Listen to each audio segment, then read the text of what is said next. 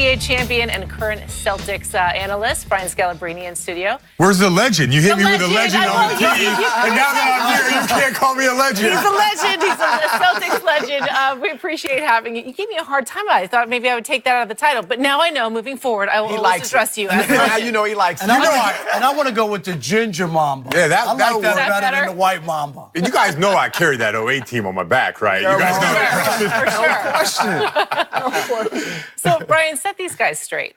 Oh, wow. Who do I have to set straight first? Technically, well, we got to see where your take is, but it's easy.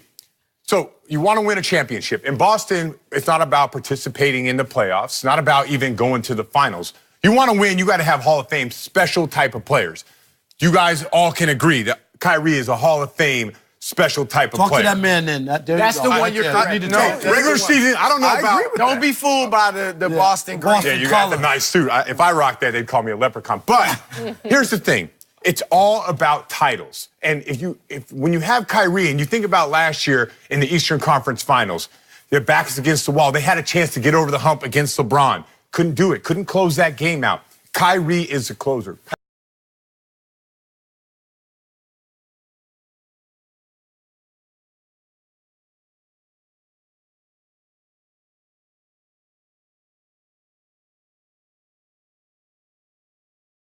No, I'm not backpedaling. You said There's a but. Not a defensive back. Can I finish? Don't finish. I've said all of what I'm saying now before. I've said all this about Kyrie. You need some new material. They are on me. Yeah. But I believe that this Lakers team, this Celtics team, is better when Kyrie is not off the court or not on the court. And might I add this? You mentioned last year. This has been Rob's go-to. They melted in the conference. All right, hold on. I'll just stop. Forget last year. They had a 28-point lead against the Clippers. Kyrie hurts his knee. They lost that game at home. I don't need to talk about last year. I'm talking about right now. You're right, but the style of play had already been set. With Kyrie, they play a different style. Without him, the ball is popping. They had 32 assists last night, and they have Gordon Hayward. Like, are we just acting like Gordon Hayward is not a part of this team and that he wasn't out, or if he wasn't out last year and that he's in now? Are you saying that this team with Gordon Hayward can't get it done? There's two things that you have to look at. If Kyrie is off this team, is Anthony Davis, which we don't even know if he's having the conversation with the Celtics, but is he even part of that? Because Anthony Davis also was a Hall of Fame type of player, an all-time great type of player. The only thing that's different between Kyrie and Anthony Davis is Kyrie has that one title with LeBron. Kyrie has to solidify himself as an all-time great by winning one without. Think about Kobe won with Shaq. You know, after he won, when he didn't have Shaq, that meant a whole lot more to him. Anthony Davis, for him to win multiple championships, it would be like going to Boston with Kyrie Irving. I'm not sure he's having that conversation if Kyrie's not there. No doubt about it. Okay. But my point is, adding Kyrie to the mix, this Celtics team, it doesn't put them over the hump. Yes, it does. It puts them. So they're winning this year. They could. They could, though. Against who? You mean in the Eastern Conference Finals? All right, let's get into the Eastern conversation. Toronto's a good team, and the Celtics are 1-12 in Toronto in the Brad Stevens era. So, like, you have to go in there and win a game if you don't have home court advantage, right? But we saw the other night, Kyrie dropped 30-plus and 18 assists against Toronto. Kawhi Leonard, big shot, Kyrie answers. Kawhi Leonard, big shot, Kyrie answers. Kawhi Leonard missed, Kyrie scores, wins the game, dominates the fourth quarter. You're not beating them without him. So you can have all the conversations about the ball movement, and the high assist. And you play and all that, and everybody's having fun. The bottom line is sports has a short menu. I tell it all the time. Wins and losses, and the Celtics are about winning championship.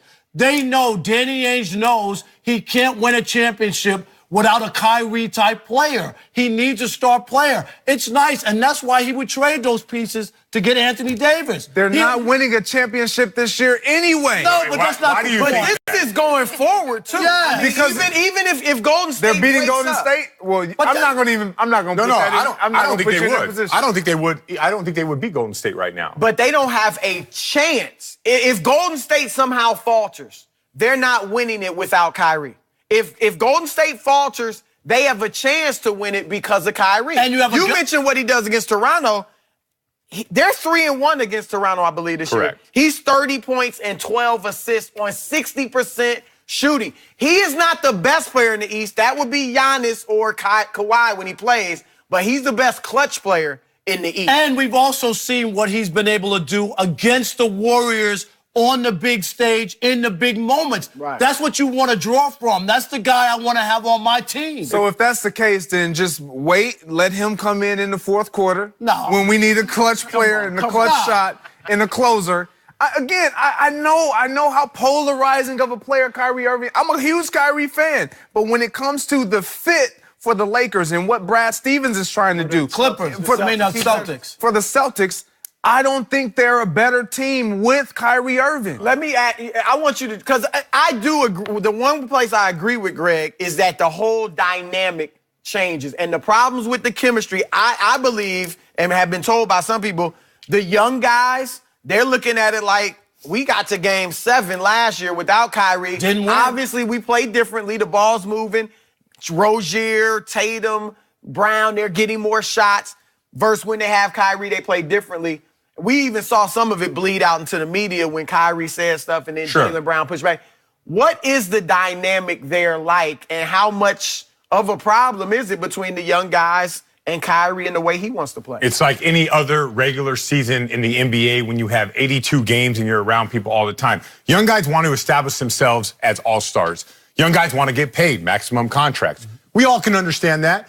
And one thing about Brad is, so I've been a part of teams, and I don't know if it's the same for you guys, but this is your role. You are going to do this because we have this player, this player, this player. I don't know. Well, I mean, just at any level.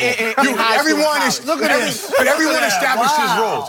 So Brad Stevens, as a coach, does not say, you're only going to be this. I only want you to catch and shoot. What he says is, be the best version of yourself. Do the best job you can. Be aggressive. Look to score. Look to make the right basketball play. He empowers everyone on that team to be the best they can. He doesn't take other people and say, you know what? I know you're really good, but your time is going to come. Just be a defensive player and a three-point shooter. He doesn't do that. He wants everyone to be the best version of themselves, which is hard because you don't tell guys not to take shots. You don't say, hey, Kyrie's our best player. Make sure we get him the ball more and have him make plays. So it's a little bit different than what I've seen in the NBA and different than what you see around the NBA right now. It is everyone be the best you can be. Everyone try to be an all-star. Everyone try to get paid. Brad Stevens is all about everyone making as much money as possible, and he wants all of his players to do that. Everybody loves Brad Stevens and, crowns him as this great coach, but even he knows, and he's had a lot of success up to, in college or whatever without having those marquee star players, but he's never been able to win. He even knows that even with his style and what he gets out of people, you still need that guy in those big moments. Yeah, to win it all, you get down to matchups. The playoffs slow down. It's about owning matchups. The NBA right now in the regular season looks completely different than what we saw in the playoffs last year. We saw a lot of isolation in the playoffs. Besides like a James Harden who's continued this season,